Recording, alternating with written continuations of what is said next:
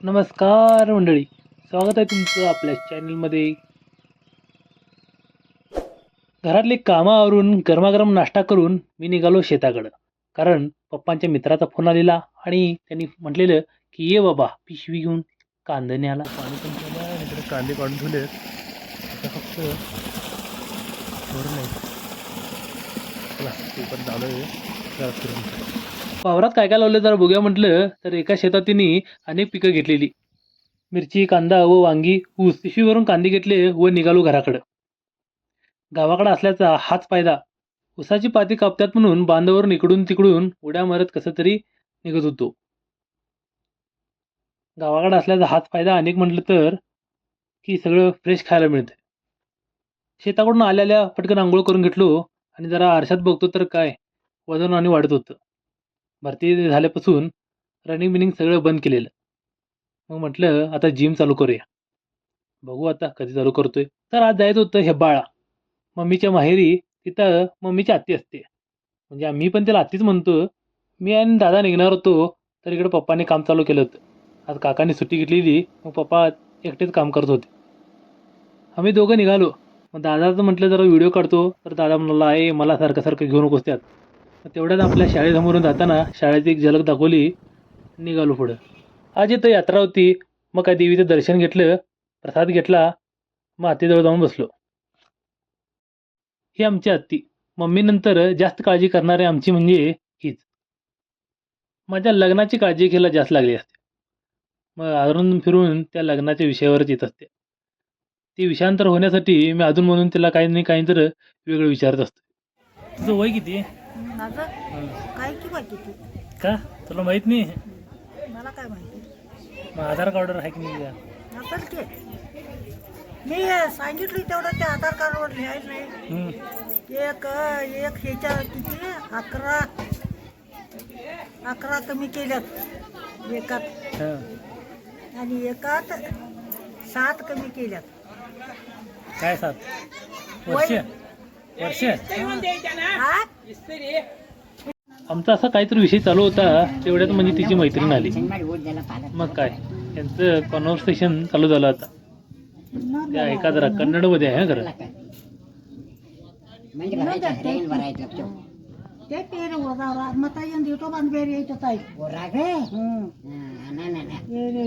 ಊರಾಯಿ ಮಂದಿ ಐದು ಬಂದಾರ ಅಡಿಯಾಗಿ ನಾವು ರೊಟ್ಟಿ ಯಾರು ಬಂದವ್ರು ಬಂದ್ರು ಬರ್ದವ್ರಿಲ್ಲ ಆಯ್ತು ವರ್ಷ ಸಿಕ್ಕತ್ ನಮ್ಗ ವರ್ಷ ಜೈ ಸಿಗ್ತೈತಿವ ನೀವು ಹೋಗಿದಿ ದೇವ್ರ ಪರ್ಸ ಸಿಗೋದು ಕಟ್ಟಿನೇ ಐತಿ. ನೀವು ಹೋಗಿದಿ ನಮ್ಗ ಜವಾ ಗಮಸಾನಿಲ್ಲ ಪಕ್ಕ ಕಿಟ್ಕಾಯ ಪಟ್ಟಂಗಾಗಿತ್ತು.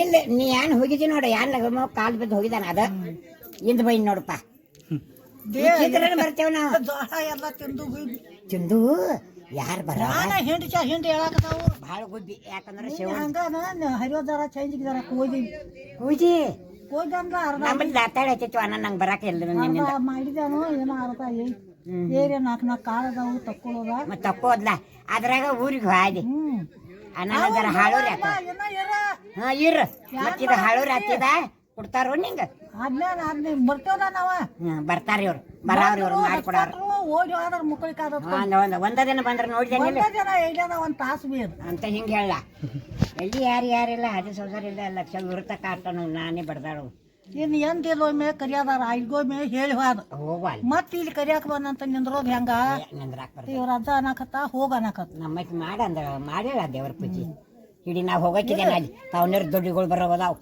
ಒಂದು ಈಗ ಒಂದ್ ಬಂದೈತಿ ಎಲ್ಲ ಬಣ್ಣ ಪಣ್ಣ ಬಿ ಕೊಟ್ಟಳೆ ಏ ಬನ್ನಿಲ್ಲ इचा कुठं बी गावात नव्हती तिथं बी भरल्यात रे बाबा पोरी खरं आता वर्षाशिवाय काय नाही.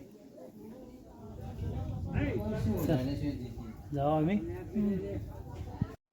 उन्हातून आल्यानंतर थोडंफार निद्रासन केलो.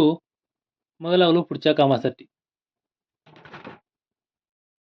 पप्पा आणि दादा गावातच थोडंफार काम होतं म्हणून निघून गेले व जाता जाता मला आदेश देऊन गेले की सकाळी जसं कांदा आणलास तसं सगळं स्वच्छ करून ठेव बघ. मग मी लागलो कामाला.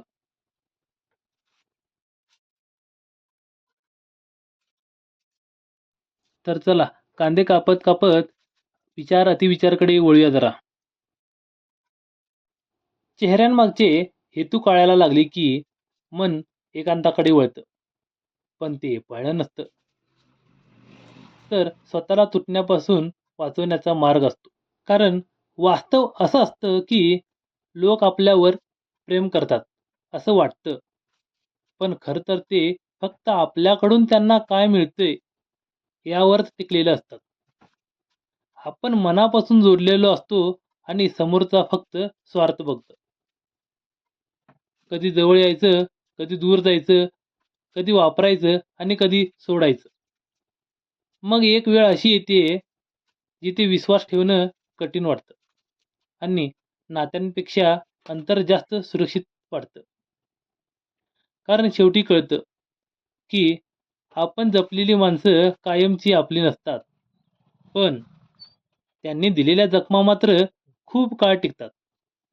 म्हणूनच एकांत निवड म्हणजे एकटं पडणं नाही, तो स्वतःशी प्रामाणिक राहण्याचा आणि पुन्हा स्वतःला हरवू न देण्याचा निर्णय असतो.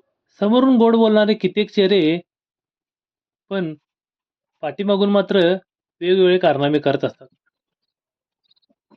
म्हणूनच म्हणतो, चेहऱ्यामागचा हेतू कळाला की जगणं सोपं होतं. भेटूया पुढच्या व्हिडिओमध्ये. धन्यवाद.